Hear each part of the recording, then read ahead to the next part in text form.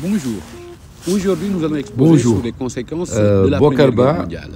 Jusqu'ici, il était retenu comme étant la cause principale de la Première Guerre mondiale l'assassinat du 28 juin du prince Ferdinand par un Serbe à Sarajevo et qui va effectivement ouvrir les conflits. Cependant, nous oublions de retenir trois causes principales de la Première Guerre mondiale, ce qu'on appelle un lien passé-présent. En premier, il faut saisir l'Alsace et la Lorraine perdues en France dans le traité de Francfort en 1871 au profit de l'Allemagne, que la France voudra récupérer effectivement pendant la Première Guerre mondiale. La troisième cause, ce sera des territoires à coloniser en Afrique.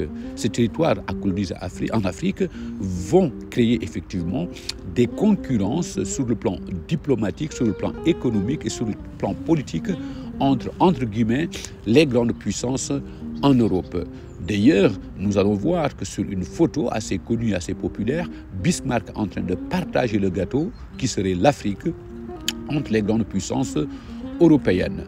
Donc, en grande partie, nous allons voir que l'Afrique, d'une manière directe ou indirecte, est une, si vous voulez, des causes de la Première Guerre mondiale ou même des causes de la Deuxième Guerre mondiale. Parce qu'on sait qu'entre la Première Guerre mondiale et la Deuxième Guerre mondiale, comme si c'était une seule guerre qui a duré plus de 20 ans. Et tout le monde sait que dans Histoire et Mémoire, c'est le traité de Versailles que les Allemands ont appelé dictat, qui sera ou qui serait, si vous voulez, à l'origine de la Deuxième Guerre mondiale. Aujourd'hui, c'est un exposé donc sur les origines lointaines de la Première Guerre mondiale. Effectivement, ces origines lointaines vont créer des tensions à l'intérieur de l'Europe.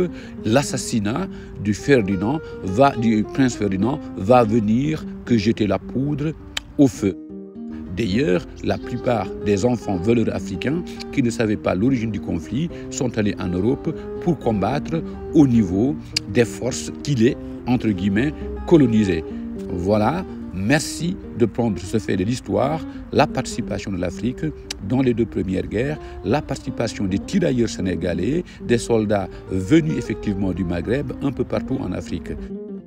Et que la plupart de ces soldats africains qui sont allés aider en Europe, ils ne sont pas morts en Europe, mais au camp de Thiaroye, le massacre de décembre 1942, effectivement, ces soldats qui étaient revenus aider la France pour les libérer des forces nazies, en décembre 1942, demandant leur salaire, ils ont été fusillés au milieu de la nuit. Et d'ailleurs, l'histoire en parle peu.